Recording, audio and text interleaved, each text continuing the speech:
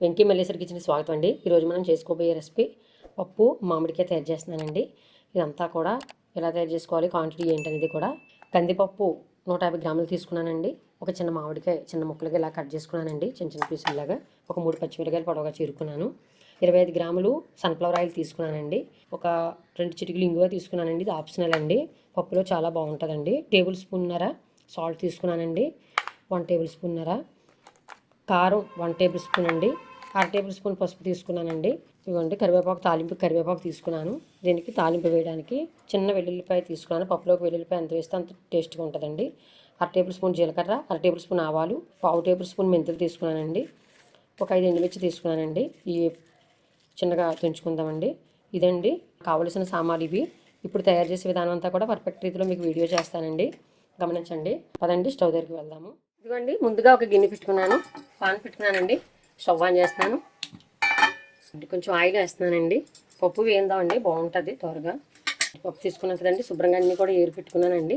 చక్కగాను ఏమైనా ఉంటాయి కదా, అందువల్ల కొంచెం చక్కగా తీసుకుని పప్పు అంతా కూడా ఇలాగా దోరగా వేయించుకోండి. చక్కగా మంచి కలర్ వచ్చే వరకు వేయించుకోవాలి. ఒక 5 నిమిషాలు బాగా వేగనిచ్చానండి. ఇదిగోండి అయిపోయింది. ఇలా టేస్ట్ బాగుంటుందండి పప్పు.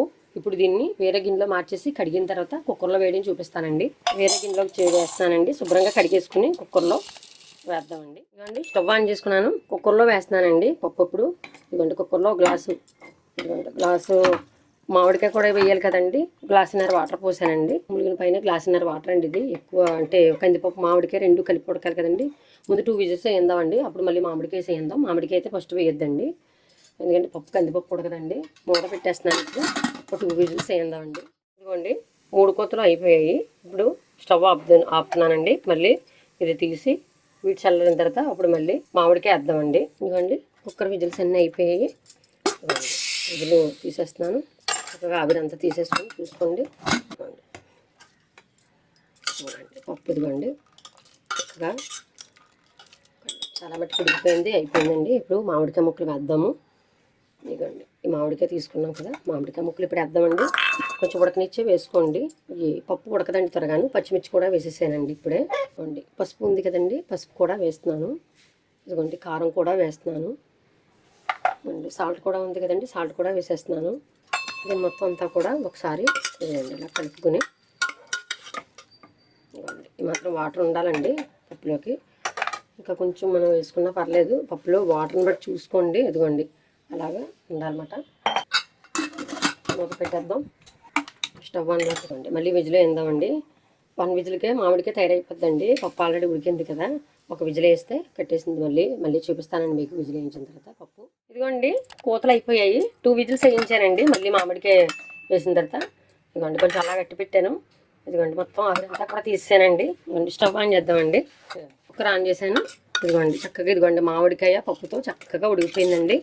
ఇప్పుడు దీన్ని కొంచెం మెదుపుకుందామండి. ఇదిగోండి చూసారా, ఇదిగోండి పప్పు గుత్తి ఉంది కదా, పప్పు గుత్తి కూడా తీసుకుని కొంచెం మెదుపుకోవాలండి. ఇలాగా కలుపుకుంటూ ఉండాలి, అంటే కొంచెం ఇంకా బాగా సాఫ్ట్గా ఉంటుంది పప్పు.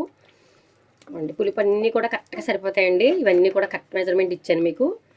ఇవ్వండి ఇలాగా కుక్కర్ కొంచెం హైట్ అయిందండి. స్టవ్ మాది గ్యాస్ వల్ల హైట్ అయిపోవడం వల్ల ఇది వీడియో ఒక్కదాన్ని తీస్తున్నాను, అందరు చూపించలేకపోతాను సరిగా మీకు. ఇదిగోండి పప్పు ఈ రకంగా తయారవ్వాలి.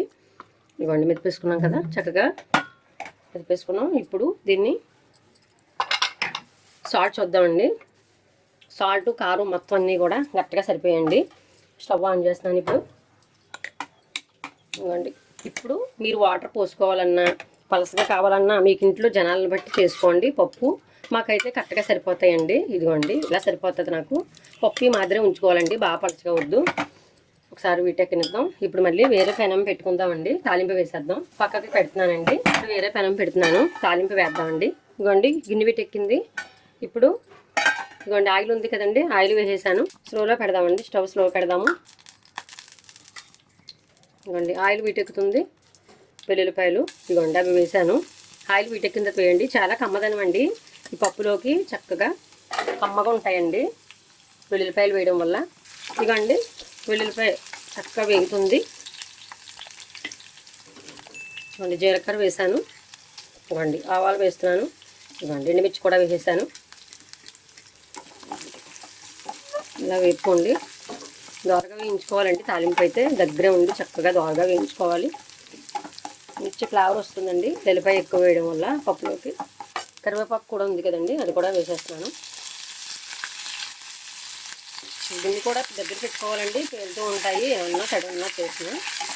అప్పుడు కూడా గిన్నె ఉంచుకోవాలి పైన మూత రేకు వేయడానికి. ఇలా దోరగా వేయించుకోండి. ఆయిల్ అది తక్కువే చూపిస్తున్నానండి, ఎక్కువ ఆయిల్ వాడినంత మాత్రం మనకు ఆరోగ్యం బాగోవు కదా, ఆరోగ్యానికి మంచిది కదని ఆయిల్లో నేను మెజర్ కరెక్ట్గా నేను ఎలాగైతే వేస్తానో అలాగే చూపిస్తాను మీకు. తాలింపుకి కావాల్సిన వారు ఇంకా కొంచెం ఇంకో 2 టేబుల్ స్పూన్లు ఎక్స్ట్రా వేసుకోవచ్చండి. తాలింపు బాగా దోరగా వేగుతుందండి. ఇప్పుడు ఇంగువ తీసుకున్నాం కదండి, చిటికెడు ఇంగువ ఇదిగోండి తాలింపులో మాత్రం వేసుకోవాలండి, చాలా బాగుంటుంది. తాలింపులో వేసుకున్నాను. స్టవ్ ఆఫ్ చేస్తున్నానండి, ఇంకా అయిపోయింది. ఇదిగోండి దోరగా వేగాయి కదా, ఇదిగోండి మాత్రం దోరగా వేపుకోవాలండి.